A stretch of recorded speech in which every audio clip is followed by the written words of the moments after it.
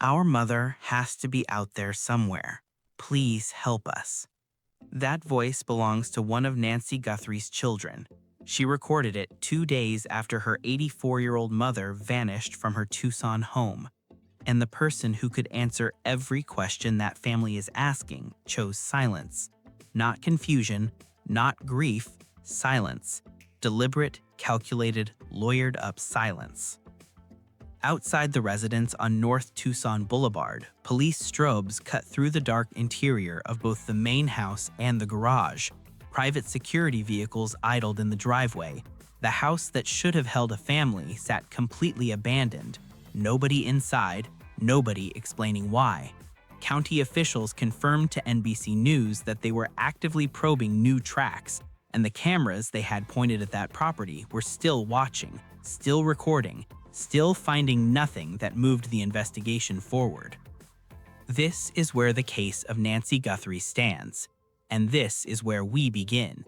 Before this investigation goes anywhere, you need 3 numbers. Not theories, not speculation, numbers. Timestamps extracted from a server that someone tried very hard to make sure nobody would ever read. 1:47 a.m. The surveillance camera covering the driveway of Nancy Guthrie's Tucson estate goes dark. Not a power outage, not a subscription lapse, not a technical malfunction.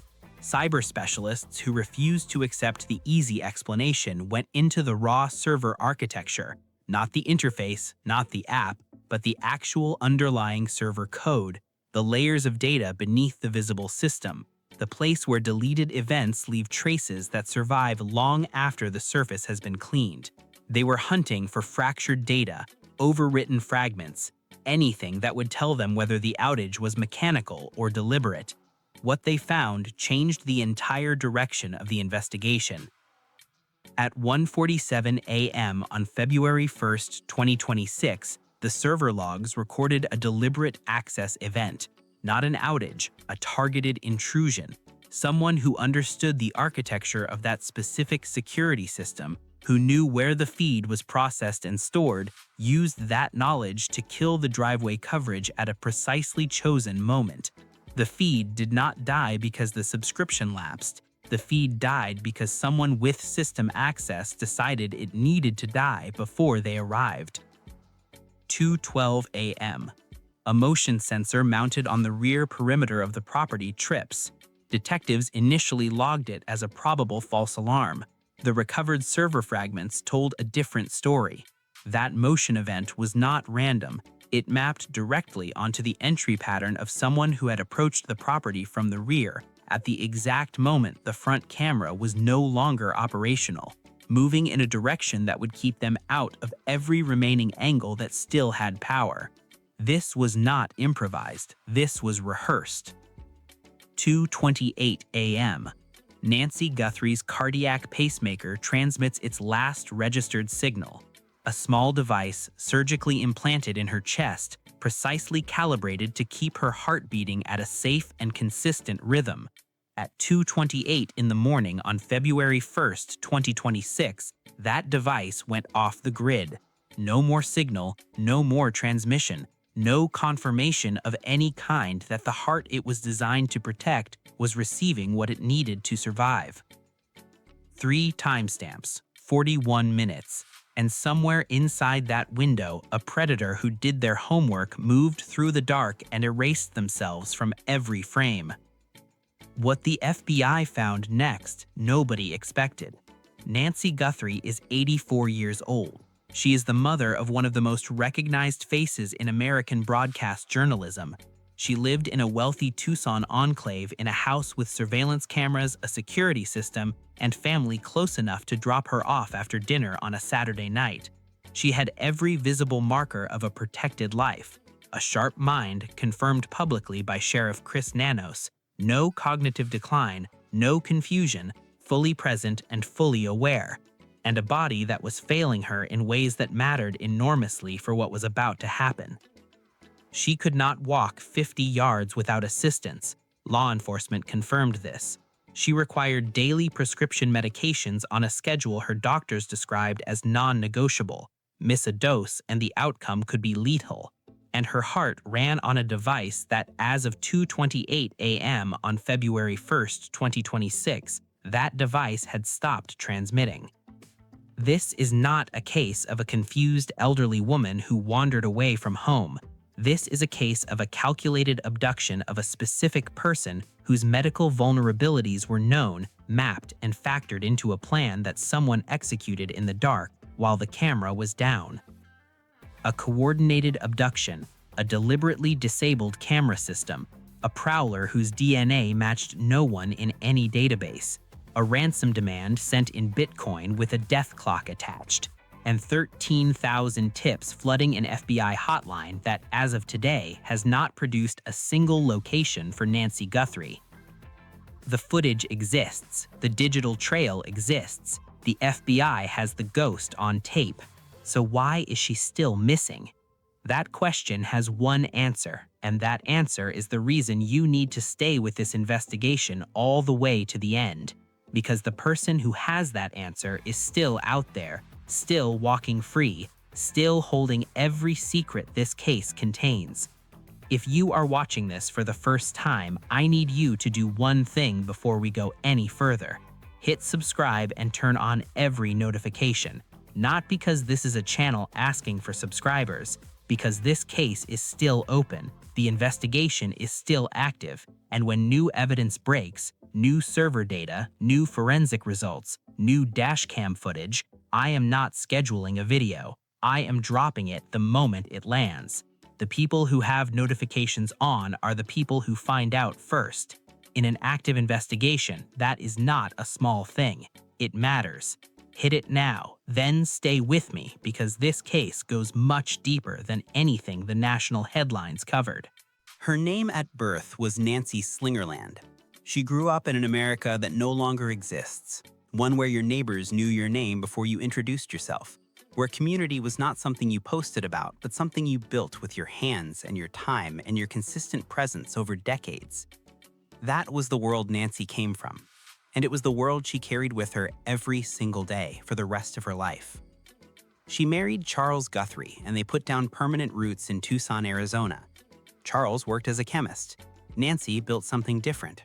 She directed academic operations at the local university, the kind of behind-the-scenes institutional work that holds everything together and receives almost none of the recognition. They were not famous. They were not wealthy in the way that makes headlines. They were reliable, decent, present, the kind of couple that every neighborhood hopes to have and most neighborhoods never get. They raised 5 children. 5. Think about what that means not as a number, but as a life. 5 birthdays every year for decades. 5 sets of school performances and report cards and late-night conversations and futures to worry about. 5 different personalities around one dinner table, each one shaped in part by a woman who showed up every single day without complaint and without asking for credit. Nancy did not just manage that household. She was its center of gravity. Then, in 1988, Charles died suddenly. Nancy was 46 years old. 46. Not old, not finished. Widowed with 5 children and a full life still ahead of her, she had every reason to pull back from the world. Many people in that situation do. The grief alone would justify it. The practical weight of raising 5 children without a partner would justify it. Nobody would have blamed her for retreating. Nancy did not retreat. Instead of pulling back, she leaned harder into the things that had always defined her. Her faith became the axis her life turned on. She became a permanent fixture at St. Philip's in the Hills Episcopal Parish. Not an occasional attendee, not someone who showed up on holidays, but someone who was there every single weekend for decades. Because showing up was not something she scheduled. It was simply who she was. She volunteered. She organized. She checked in on sick neighbors without being asked. She remembered the names of people who assumed they had been forgotten. She was the woman who appeared at your door before you even fully understood that you needed someone to appear. Her community did not just know her. Her community relied on her in the specific and irreplaceable way that a neighborhood relies on the one person who never fails to be exactly where they said they would be. One of her 5 children was a daughter named Annie, who would eventually marry a man named Tommaso Chacon. Another was a daughter who would become one of the most recognized names in American broadcast journalism. But Nancy never sought that spotlight. She never leveraged those connections. She built her own standing in Tucson the slow way, the real way, the way that cannot be faked or accelerated or manufactured, decade by decade, presence by presence. By the time Nancy Guthrie reached her 80s, she was not a woman in decline. She was a woman with a sharp mind, confirmed publicly by the sheriff of Pima County himself.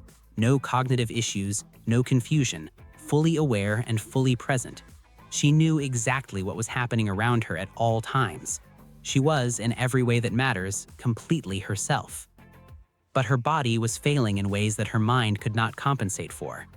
Movement had become a struggle. Law enforcement would later confirm that she could not walk 50 yards without assistance. Not 50 miles, not 50 blocks, 50 yards, the length of half a football field. She was not a woman who could run. She was not a woman who could fight. She was not a woman who could disappear under her own power in the middle of the night and leave no trace. Whoever took Nancy Guthrie on February 1st knew all of this before they arrived. Her heart required help. A cardiac pacemaker had been surgically implanted in her chest, a small, precise device calibrated to send electrical impulses to her heart muscle at exactly the right intervals to keep her rhythm safe and consistent. Without those impulses, her heart did not simply slow down. It became erratic, unpredictable, the kind of dangerous that doesn't announce itself before it becomes fatal. Every person close to Nancy knew about the pacemaker. Her children knew. Her doctors knew. The people who saw her weekly at her parish knew. Anyone who had spent meaningful time inside her life knew. Beyond the pacemaker, Nancy required daily prescription medications. Her doctors described the schedule as non-negotiable. Miss the window and the consequences weren't uncertain. They were stated plainly by medical professionals briefing law enforcement in the first hours after her disappearance. Every day without those medications narrowed her survival window in ways that could not be reversed by catching up later. Think about the profile that creates. An 84-year-old woman cannot walk 50 yards, dependent on a surgically implanted device to keep her heart functioning, dependent on a daily medication schedule to stay alive, living alone in a house with a security system in a wealthy Tucson neighborhood, surrounded by family, embedded in a community that cared about her, and completely unable to protect herself from someone who had decided in advance that they were going to take her. That profile is not accidental. It is a target profile.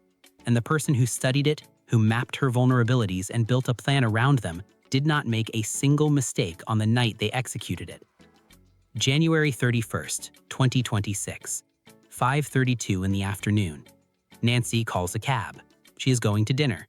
A completely ordinary Saturday evening for a woman with a full social life who has been doing exactly this kind of thing for decades. Nothing about this moment is alarming. Nothing about this moment signals what the next 12 hours will become.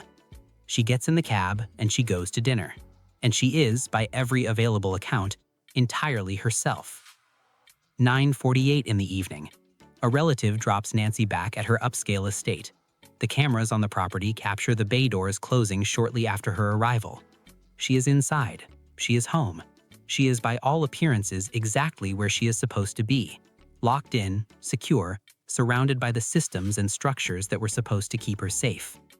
Between 9:48 p.m. and 1:47 a.m., Nancy Guthrie was alive inside that house. We know this with certainty. What we do not know, what someone has been working very hard to ensure we cannot know, is exactly what happened during the hours that followed. The camera that was supposed to record the answer to that question was disabled. The motion sensor that tripped at 2:12 was initially dismissed. The pacemaker that went silent at 2:28 has not transmitted since.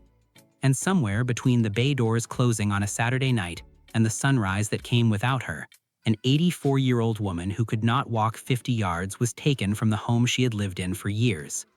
Someone put her somewhere, and that same someone has been watching this investigation from a distance, staying quiet, and waiting to see whether the trail goes cold before anyone finds what they buried. It has not gone cold. The camera did not simply fail. That is the detail that changes everything about this case, and it is the detail that the initial investigation nearly buried under a perfectly reasonable explanation. A lapsed cloud security subscription, a routine outage, the kind of thing that happens to residential surveillance systems all the time and means nothing except that someone forgot to renew a service. Detectives logged it as probable equipment failure and moved on. The cyber specialists did not move on. They went into the raw server architecture, not the interface that a homeowner uses to check their cameras from a phone, not the app, the actual underlying server code, the layers of data beneath the visible system, the place where deleted events leave traces that survive long after the surface has been cleaned. They were hunting for fractured data, overwritten fragments, anything that would tell them whether the outage was mechanical or deliberate. What they found changed the entire direction of the investigation. At 1:47 a.m. on February 1, 2026, the server logs recorded a deliberate access event, not an outage, a targeted intrusion, someone who understood the architecture of that specific security system, who knew where the camera feed was processed and stored, used that knowledge to kill the driveway coverage at a precisely chosen moment. The feed did not die because the subscription lapsed. The feed died because someone with system access decided it needed to die before they arrived. Think about what that requires. You cannot accidentally access a residential security system's server architecture at 1:47 in the morning and accidentally disable the camera covering the driveway. That is not a thing that happens by coincidence. That requires prior knowledge of the system. It requires understanding the specific platform, the specific configuration, and the specific camera placement well enough to target one angle without triggering alerts on others. It requires someone who had been inside that system before, either physically or digitally, and had noted exactly what they would need to neutralize when the time came. This is precautionary sequencing. Criminologists use that term to describe a specific behavioral pattern that distinguishes premeditated crimes from impulsive ones. The perpetrator thinks through the sequence of events in advance. They identify each potential source of evidence before the crime occurs. They address each one systematically: camera, entry point, motion sensor window, departure route. Every step accounted for before the first step is taken. The blocked camera at 1:47 a.m. is not just evidence of a crime. It is evidence of how that crime was planned. It tells us that whoever did this was calm enough, organized enough, and confident enough to sit down in advance and walk through what was about to happen, identifying each potential vulnerability in their plan, and then execute without leaving the traces that panicked, reactive criminals always leave. This person was not panicking. At 2:12 a.m., the motion sensor on the rear perimeter of the property tripped, 25 minutes after the camera went dark, long enough for anyone watching the system remotely to confirm the blind spot was holding, long enough for a path to be cleared, a plan to be confirmed, and approach to be finalized. The motion event logged in the server fragments at 2:12 traced a movement pattern that investigators later described as consistent with someone who had studied the property layout in advance, not the movement of a stranger navigating an unfamiliar space, the movement of someone who had been there before, either in person or through footage, and knew exactly which angle to approach from to stay out of every remaining camera that still had power. Then the digital trail produces its most important image. From the deleted server fragments, the cyber specialists reconstructed a partial visual record, grainy, compressed, partially overwritten, and partially restored through forensic recovery techniques that require days of work to execute. But there, present, a figure on the perimeter of the property, visible in a recovered frame sequence that the perpetrator believed had been fully erased. Heavily disguised, gloved, carrying a sidearm and a rucksack. The physical profile is specific enough to build from: approximate height and build, both of which can be estimated from the recovered frames relative to fixed objects in the scene. A movement pattern that investigators described as deliberate and unhurried, the signature of someone operating according to a plan rather than improvising under pressure. The timing of the approach relative to the camera blackout, arriving after the blind spot was confirmed but before the motion sensor on the far perimeter would have registered an exit. This figure manipulated the security feed before the abduction. The recovered fragments confirmed the sequence: access event at 1:47, Approach visible in reconstructed footage sometime between 1:47 and 2:12. Motion sensor event at 2:12. Pacemaker signal lost at 2:28. 41 minutes, start to finish. Then the gloves. Investigators recovered discarded gloves near the driveway. The location of the recovery is itself significant. Not thrown randomly, not left inside the property, found near the driveway in a position consistent with removal during departure rather than during arrival. The gloves went on before the approach. They came off after the exit. This is not the behavior of someone who panicked and forgot they were wearing them. This is the behavior of someone who planned their protective measures in advance and disposed of them at a predetermined point. Forensics processed the gloves immediately. The DNA extracted from those gloves did not match Nancy Guthrie. It did not match any known suspect connected to the case.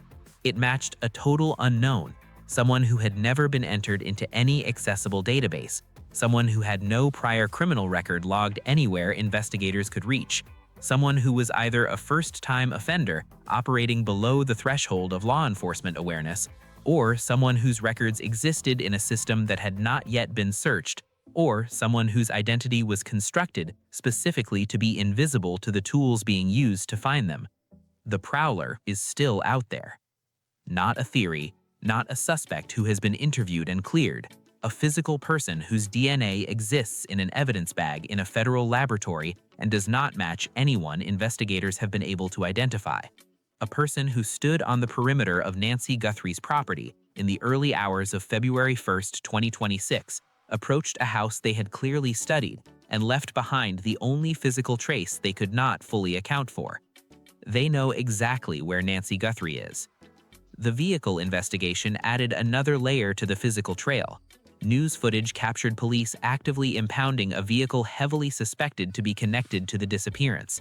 The location of the impoundment, the condition of the vehicle at recovery, and what forensic teams were specifically searching for inside it filled additional hours of investigative work that the public timeline has not fully disclosed. At the same time, the residence owned by Annie Guthrie and her husband sat completely abandoned for days, watched by private security units who idled in the driveway and confirmed nothing to the press, while county officials told NBC News that new tracks were actively being investigated. A deliberately killed camera feed, a prowler on reconstructed tape, DNA matching no one, a vehicle under forensic examination, private security guarding a house where no family member was present. None of it, across days of federal investigation, had produced a confirmed location. Because while the cyber specialists were building the digital trail from the server fragments, and while forensic teams were processing the gloves and the vehicle, someone else was about to introduce a new layer of chaos into an investigation that was already operating at its limit. Someone who had watched the national coverage, calculated the family's desperation, and decided that a $100,000 FBI reward was an opportunity worth taking. They sent a message. Then they attached a countdown. The first ransom demand arrived anonymously, not through a channel that could be easily traced, not through a phone call that could be recorded and analyzed for background noise and voice patterns, through the architecture of cryptocurrency, specifically Bitcoin, a system designed from its foundation to make the sender invisible to anyone who does not already know who they are. Anonymous communications, untraceable wallet addresses. The demand was denominated in a currency that, by design, leaves no name attached to the transaction. And attached to the demand was a clock, a specific time, a specific deadline, pay by this moment or face a consequence that was stated in writing in language that left nothing to interpretation. The consequence involved Nancy Guthrie's survival. The death clock was not a threat made in anger or in panic. It was a parameter, a condition set in advance, included in the first communication, presented as a feature of the arrangement rather than an escalation.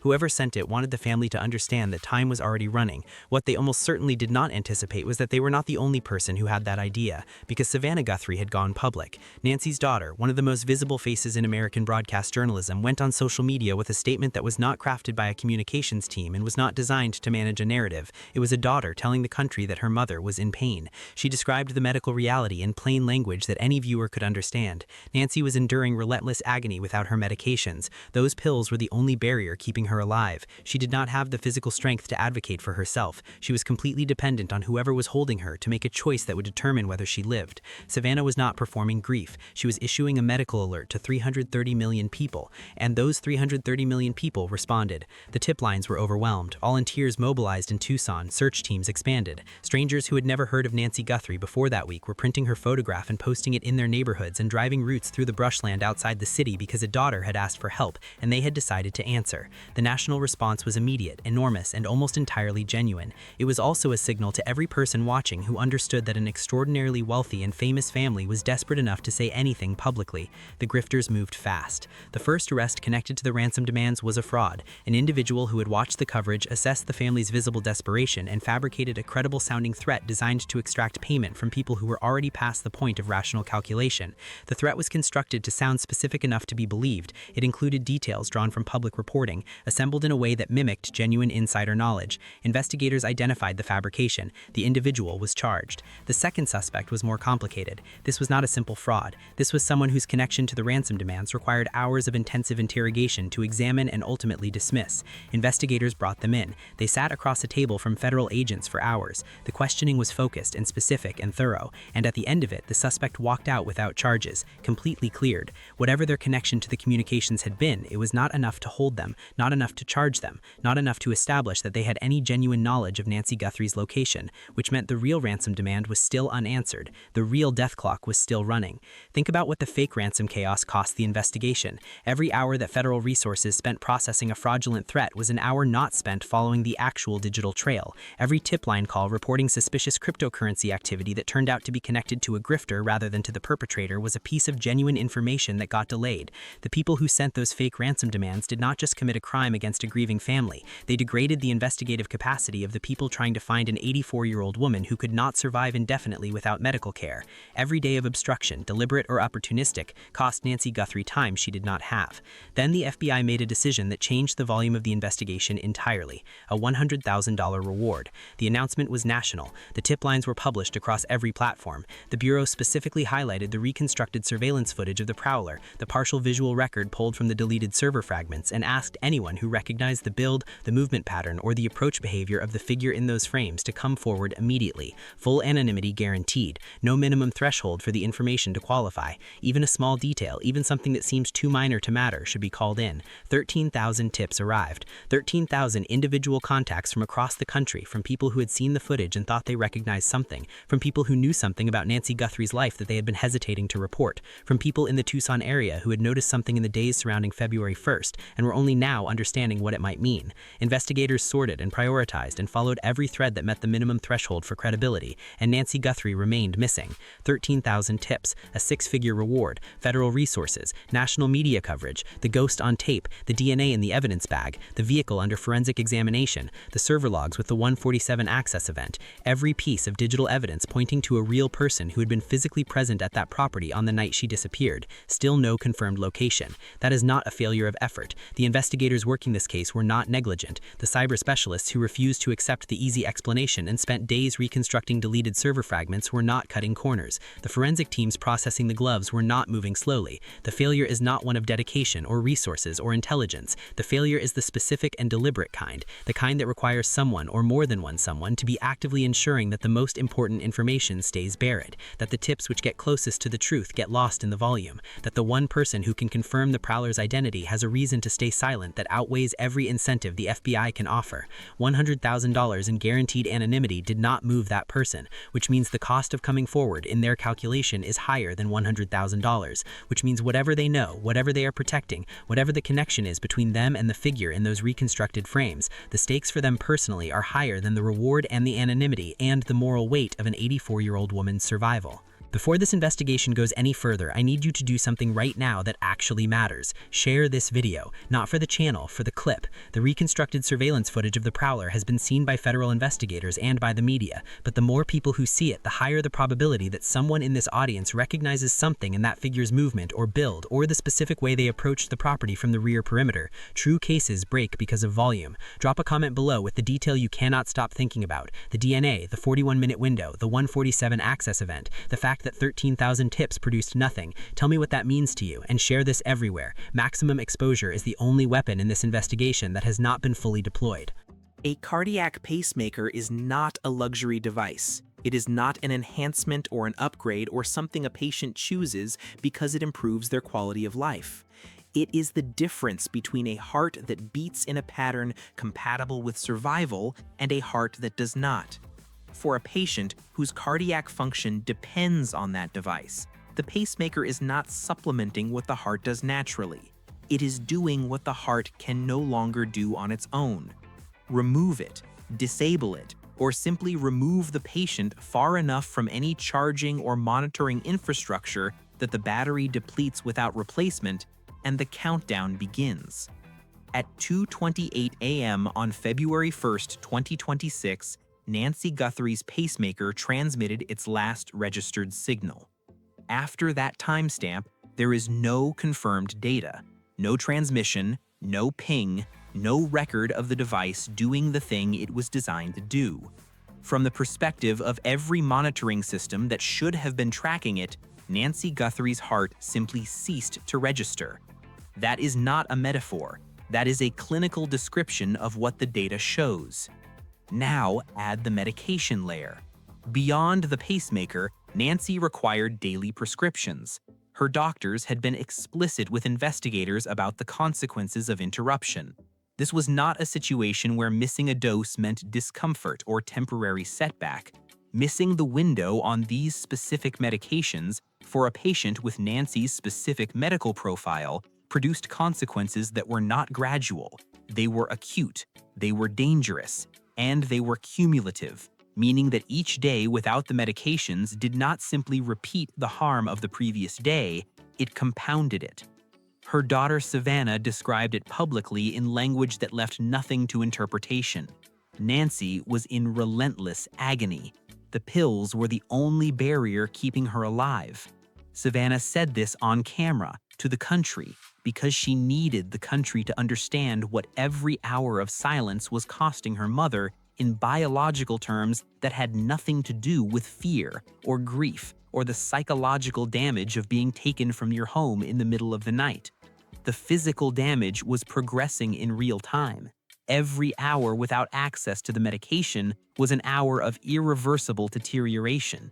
Every day without access to the device monitoring and supporting her cardiac function was a day that narrowed the window in which finding her would be finding her alive. And law enforcement had confirmed something else that needed to be said plainly. She could not walk 50 yards without assistance. Not 50 miles, not 50 blocks, 50 yards. The distance from one end zone to the other on a high school football field. That was the limit of what Nancy Guthrie could cover under her own power. She could not have left her home on February 1st because she chose to. She could not have wandered. She could not have become disoriented and walked into the desert brush behind her property because the desert brush behind her property was more than 50 yards from her back door, and she could not have reached it on her own. Wherever Nancy Guthrie is, someone carried her there. Whoever took her knew exactly what they were taking. They knew about the pacemaker because it is not a secret you keep from people who spend time in your life. They knew about the medication schedule because anyone managing the daily routine of an 84-year-old woman with her medical profile would know the schedule. They knew she could not walk 50 yards because they had seen her try. They selected her not despite her vulnerabilities, but because of them. An 84-year-old woman with a failing body and a sharp mind is, from the perspective of someone planning a crime like this, a specific kind of ideal target. She cannot run. She cannot overpower anyone. She cannot escape. And if the plan requires her to remain alive for a period of time, her survival is entirely controllable because it depends entirely on access to things that only her captor can provide. That is a form of leverage that never expires, unless the body does. By the time the national media coverage peaked, Nancy Guthrie had been missing for approximately 2 weeks. 2 weeks since her pacemaker last transmitted a signal. 2 weeks since she had confirmed access to the daily medication her doctors described as non-negotiable. 2 weeks in which 13,000 tips had been processed, 2 fake suspects had been cleared, a 6-figure reward had failed to move the person who mattered, and the digital trail built from deleted server fragments produced a prowler with unidentified DNA and no confirmed name. Medical professionals advising law enforcement in cases involving elderly patients with cardiac dependence and mandatory medication requirements have documented what the survival timeline looks like under those conditions. The specifics vary by patient. The general trajectory does not vary. Time without a pacemaker operating correctly and time without medication is not neutral time. It is not time in which nothing is happening. It is time in which the body is failing in ways that become progressively harder to reverse. 2 weeks is not nothing. 2 weeks is a number that the investigators working this case were factoring into every decision about resource allocation and prioritization. The urgency was not manufactured for media consumption. It was biological. It was real. And it was running on a clock that nobody in that investigation had any power to pause. The only variable that changes that calculation is one person making one phone call. Not a confession, not a negotiation, not a surrender. Just a phone call to a tip line that guarantees full anonymity and asks only for the information that would allow Nancy Guthrie to receive the medication that is keeping her alive.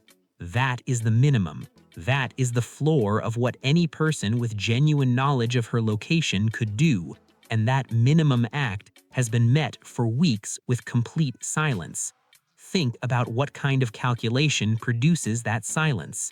A person who knows where Nancy Guthrie is has weighed the $100,000 reward against whatever they are protecting and decided the reward is not enough.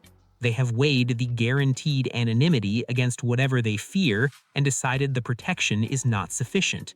They have weighed the knowledge that an elderly woman is deteriorating without medical care against whatever they owe to whomever they are shielding and decided that debt is larger than her survival. That is not a calculation that happens quickly. That is not a calculation that is made once and then set aside. That is a calculation that has to be made every single day because every single day the person making it knows exactly what their silence is costing the woman on the other side of it. The public response to this case proved something important even before the investigation produced a single confirmed lead. When Nancy Guthrie asked for help, the country showed up. 13,000 tips, hundreds of volunteers in Tucson, search teams that expanded beyond any official request because ordinary people had decided that an 84-year-old grandmother needed them, and that was reason enough. The instinct to protect a vulnerable person turned out to be stronger in thousands of strangers than the passivity that usually keeps people out of other people's business. The system produced the resources. The people produced the effort. Neither one produced Nancy, which means the failure is not one of scale or attention or public will. The failure is one specific person or one specific small group of people who know something that 13,000 strangers with genuine intentions and federal resources and reconstructed server fragments and a DNA sample from a pair of gloves have not been able to independently confirm. That person is watching an investigation unfold from a position of complete informational advantage. They know what the investigators do not know. They know where the trail leads that the cyber specialists have not been able to follow past a certain point. They know the name the DNA in the evidence bag belongs to. They know what happened in the 41 minutes between 1:47 and 2:28 on the morning of February 1st. And every day they keep that knowledge to themselves, the window in which finding Nancy Guthrie means finding her alive gets smaller. That is not speculation. That is biology. That is the pacemaker that went silent at 2:28.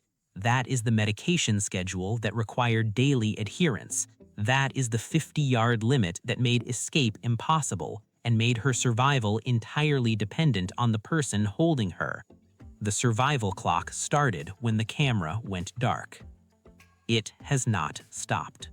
The United States loses approximately 600,000 people to missing persons cases every year. 600,000. Most of them are found quickly. Most of them are runaways, people in crisis, individuals who made a choice to leave and were located within days. But a significant number are not found quickly. A significant number enter a bureaucratic and investigative system that was not designed to handle them, that is chronically underfunded, chronically understaffed, and structured in ways that guarantee certain cases will receive extraordinary attention while others disappear into a database that nobody with real power is actively monitoring. Nancy Guthrie's case received extraordinary attention, and it still failed her. That failure did not begin on February 1st. It did not begin when the camera went dark at 1:47, or when the pacemaker went silent at 2:28, or when the family arrived to find crimson evidence on the hallway tiles. The failure that allowed what happened to Nancy Guthrie to happen, and then allowed the investigation to stall the way it did, was already built into the structure of the institutions that were supposed to protect her long before that Saturday evening. Begin with the evidence. In the immediate aftermath of any violent crime, the integrity of physical evidence is the foundation on which everything else is built. Investigators know this, prosecutors know this, defense attorneys know this. The chain of custody, the careful documentation of what was collected, where it was stored, and who had access to it at every point in the process is not bureaucratic formality. It is the difference between a case that can be prosecuted and a case that cannot. It is the difference between a jury looking at physical proof and a jury being asked to trust an argument. The DNA evidence collected from the scene of Nancy Guthrie's disappearance was mishandled. That is not a rumor circulating in online investigation communities.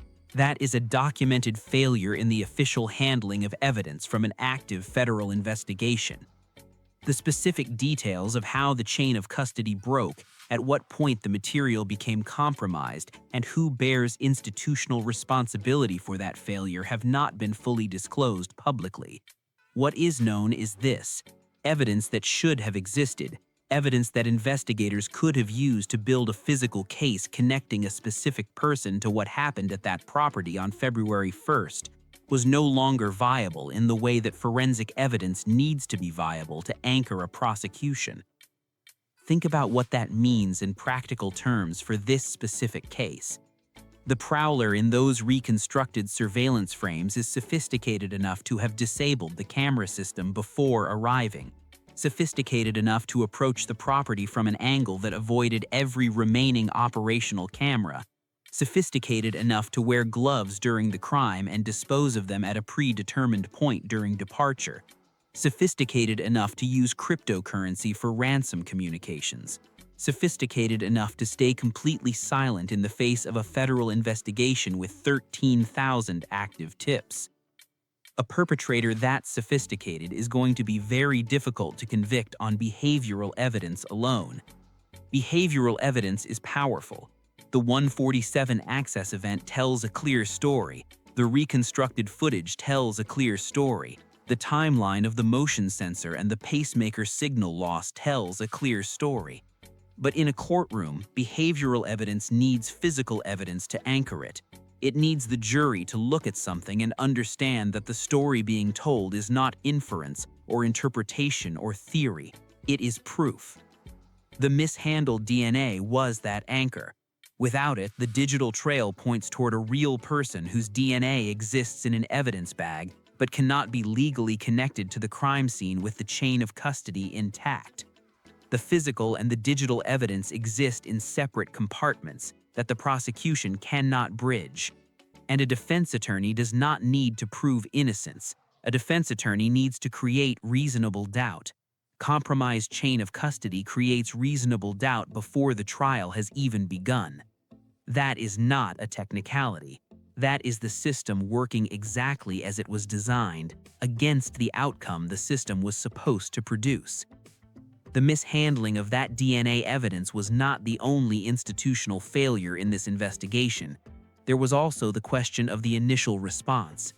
Nancy Guthrie was 84 years old. She had a documented cardiac condition requiring a surgically implanted device.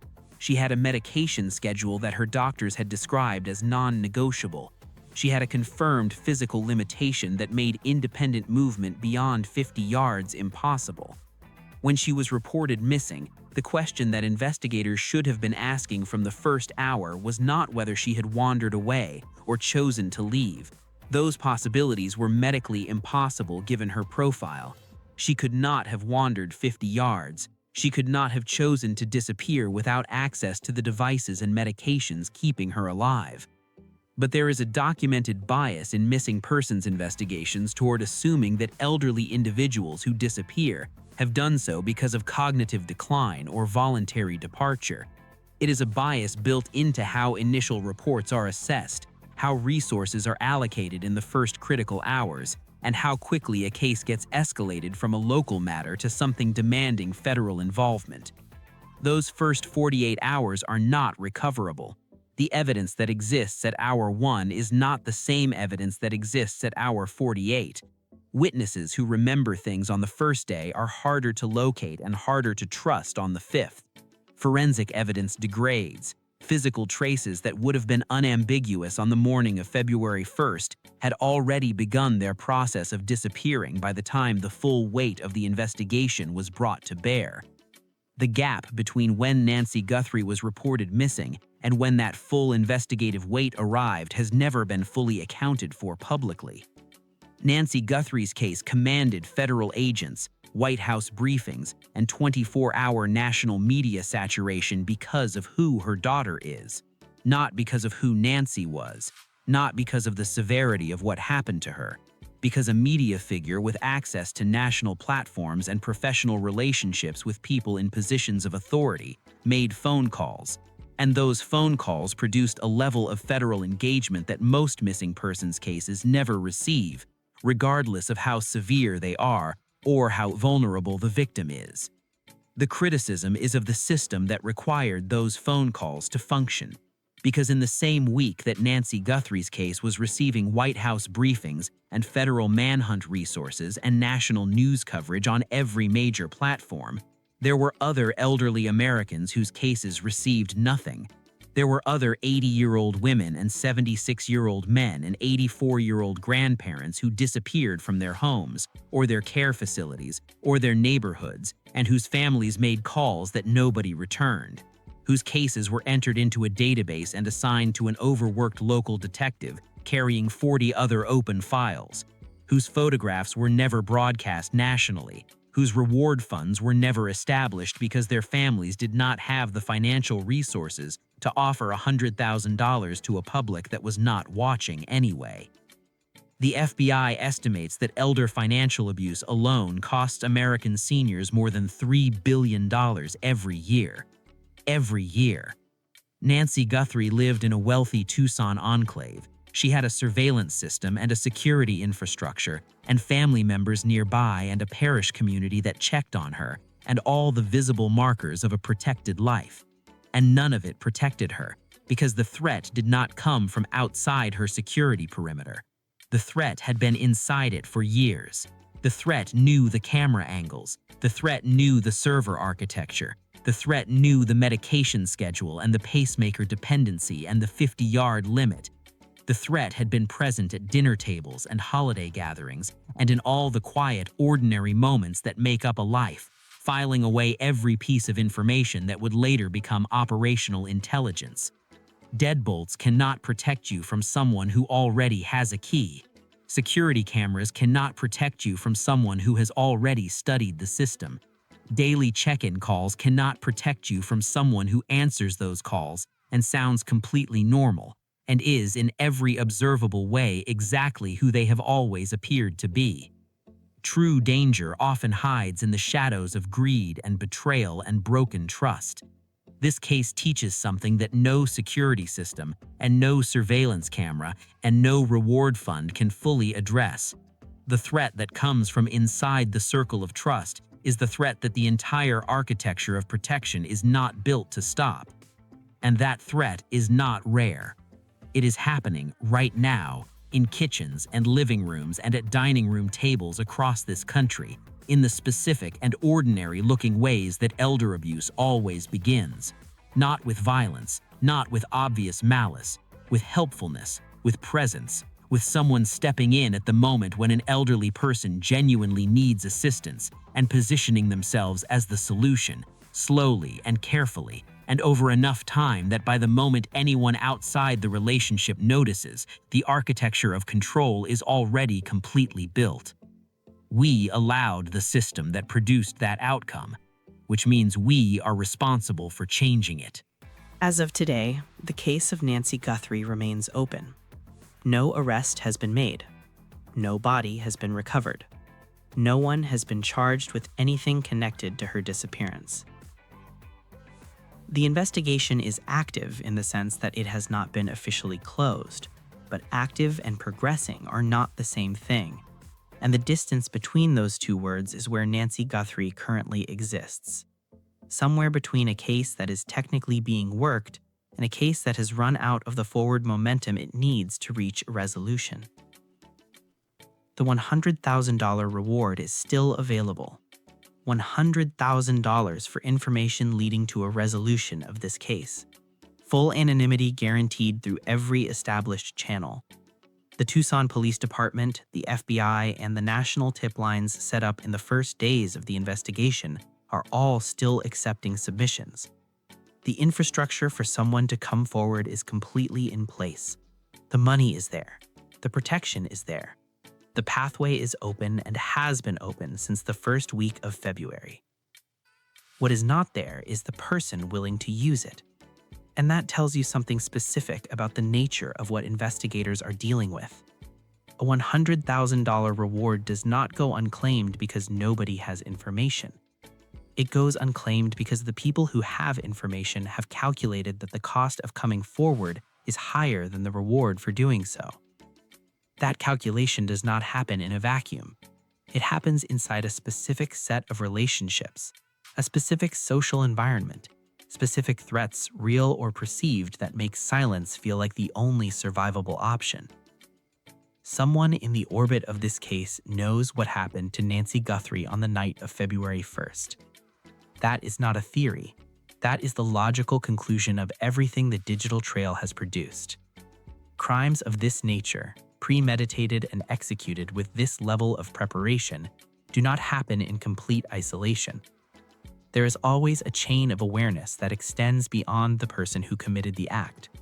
A conversation that was overheard, a behavior that was noticed and filed away, a moment of unusual anxiety in someone who should have been calm, a detail that did not make sense at the time and has been making less and less sense with every week that passes. That person may be watching this video right now. If you were in the Tucson area in early February 2026, search your memory with the same precision the cyber specialists brought to those deleted server fragments. Not for the dramatic, not for the obvious, for the small things that seemed too minor to report at the time. A vehicle parked on a residential street that did not belong to any neighbor you could name.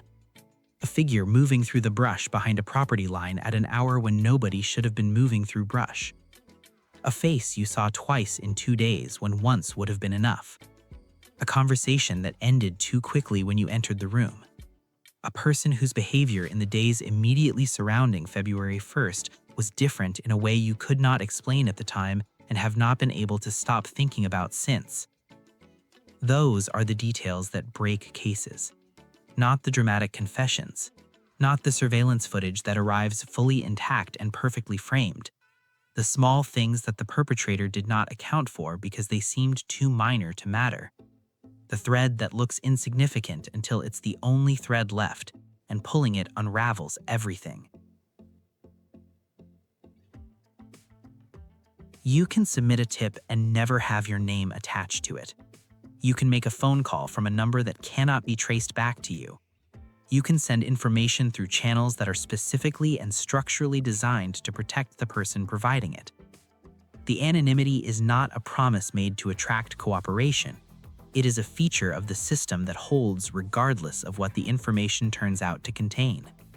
One detail, one memory, one thing you have been carrying that has been getting heavier every week since February.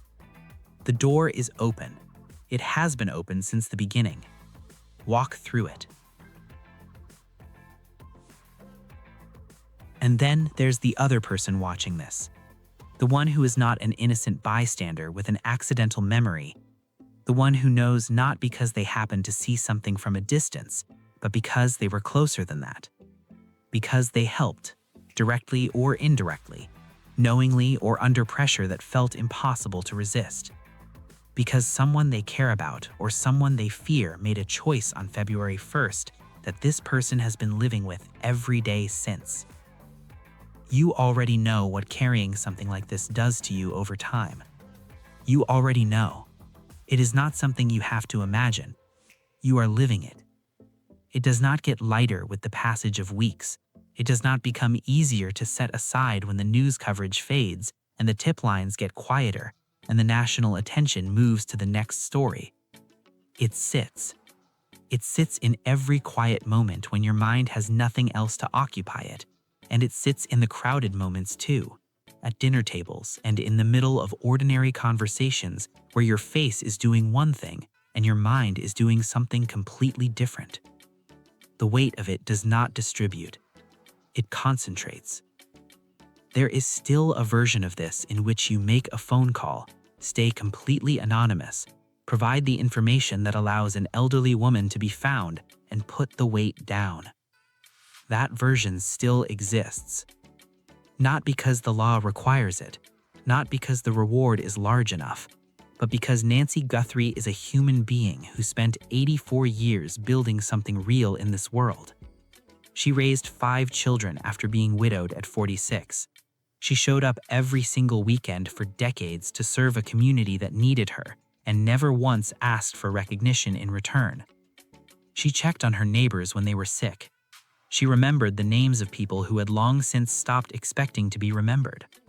She was the person that everyone in her orbit could count on to be exactly where she said she would be, doing exactly what she said she would do. Because reliability was not a quality she performed. It was the substance of who she was, built over a lifetime of choices that were never dramatic and never headline-worthy, and meant everything to the people on the receiving end of them. She deserves to be found. Her family deserves to know what happened. Not the version shaped by strategic silence and careful omission. Not the version constructed around a lawyer's instruction to say nothing and a camera that went dark at exactly the right moment.